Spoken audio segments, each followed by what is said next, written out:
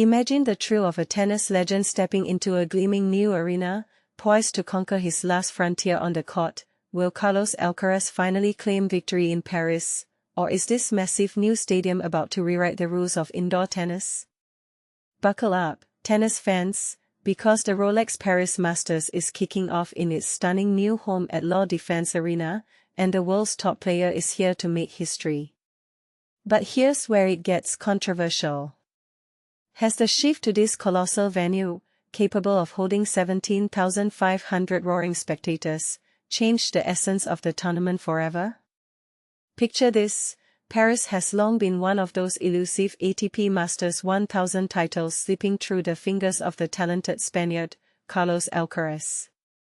As of October 24, 2025, the stage is set for an exciting new chapter. Fresh off his triumph in Tokyo just last month, Alcaraz landed in the City of Lights on Friday morning, ready to dive back into the action.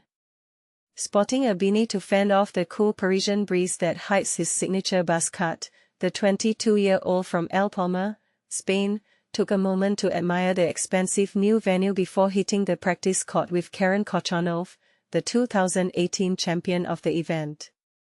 For those new to tennis jargon, ATP Masters 1000 tournaments are the pinnacle of the sport's elite competitions, offering massive points and prestige.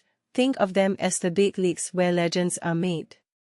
Here's a first-hand glimpse: first practice in the new venue for Carlos Alcaraz and 2018 champion Karen Khachanov. Mechanical arm #Rolex Paris Masters pic.twitter.com/txsg0zombie Rolex Paris Masters @Rolex P Masters, October 24, 2025. Alcaraz's recent journey hasn't been without bumps. During his title-winning streak in Tokyo, he picked up a left ankle injury, forcing him to skip the ATP Masters 1000 in Shanghai. He spent time back home in Spain, honing his skills with his team, before returning to the tour. With a solid 5-4 record in Paris and his deepest run in 2022 reaching the quarterfinals, the world number 1 in the PIF ATP rankings, that's the official points system for men's tennis, arrives with a sense of unfinished business. For beginners, the PIF ATP rankings track players' performances over the year, determining the top dogs based on wins and major titles. And this is the part most people miss.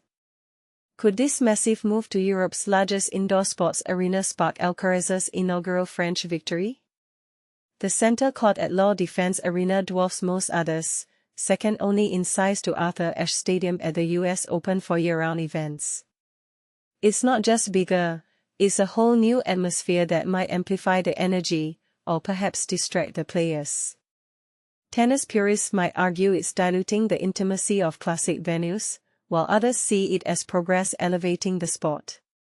The Rolex Paris Masters remains one of just 3 ATP Masters 1000 crowns missing from Alcaraz's impressive collection.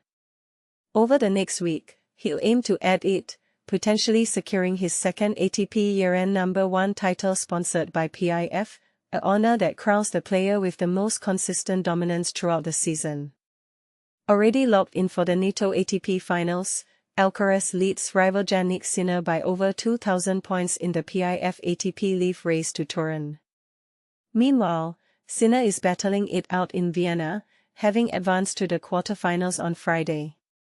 Alcaraz has dominated 2025 with a tour-leading 67 wins and 8 titles, as per the Infosys ATP Win/Loss Index, a handy tracker of player stats. In Paris, he's returning to indoor play for the first time since February, when he clinched his initial trophy in such conditions at the ATP 500 event in Rotterdam. This could be key, as indoor courts often favor different strategies, like quicker reflexes on the faster surfaces.